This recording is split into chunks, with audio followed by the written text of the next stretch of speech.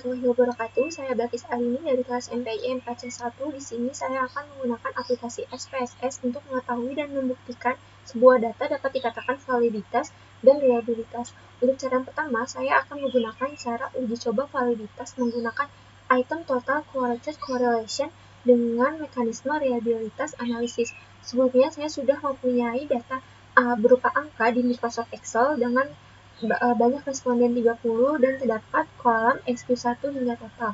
Selanjutnya saya beralih ke SPSS. Lalu di SPSS ini sebelumnya kita harus membuat kolam untuk SQ1 hingga total.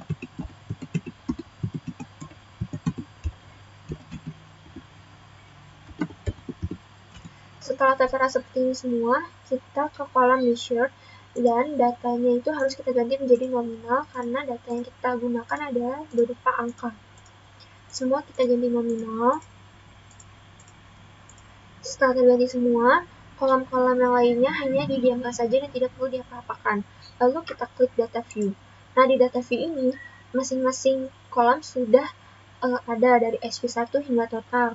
Selanjutnya, kita pergi ke Excel. Nah, di Excel ini kita mengcopy data responden dari SQ1 hingga total. Kita copy, lalu kita paste di SPSS.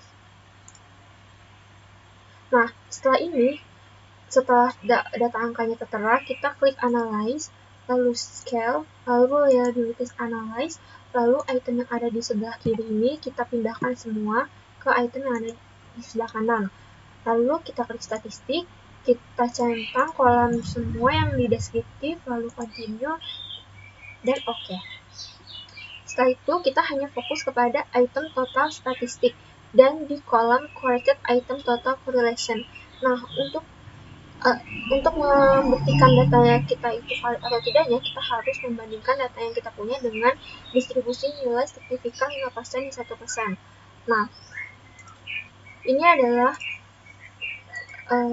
kolam distribusi nilai signifikan 5% dan 1%, dan kita harus melihat data responden yang sebanyak 30, dan data signifikan 5%-nya itu sebesar 0,361 untuk dikatakan valid. Sedangkan data nilai yang kita punya itu di correct item total correlation itu semuanya lebih dari 0,361, maka data nilai yang kita punya dapat dikatakan valid. Setelah itu, yang cara kedua, saya akan menggunakan uji coba variabilitas CFA. Nah, caranya seperti sebelumnya.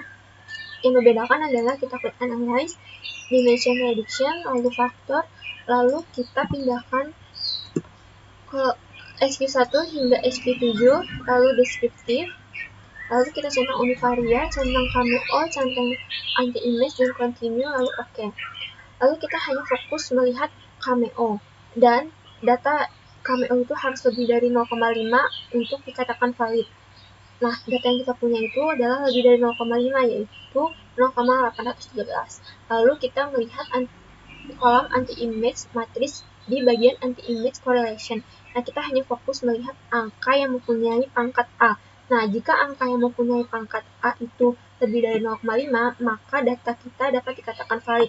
Sedangkan data angka yang kita punya adalah lebih dari 0,5 semua dari SQ1 hingga SQ7. Maka data anti-image correlation kita dapat dikatakan valid. Nah, untuk cara yang ketiga yaitu untuk mengetahui uji reliabilitas. Kita klik Analyze, lalu Scale, lalu Reliabilitas Analyze, lalu kita pindahkan total di item kanan ke bagian kiri. Lalu kita klik Statistik, lalu Continue, dan OK. Nah, kita hanya fokus melihat reliabilitas statistiknya. Jika nilai reliabilitas statistiknya lebih dari 0,6, maka nilai tersebut dapat dikatakan valid. Dan sedangkan angka yang kita punya adalah lebih dari 0,6, yaitu 0,929, maka data kita dapat dikatakan reliabilitas karena sudah lebih dari 0,6. Sekian, terima kasih.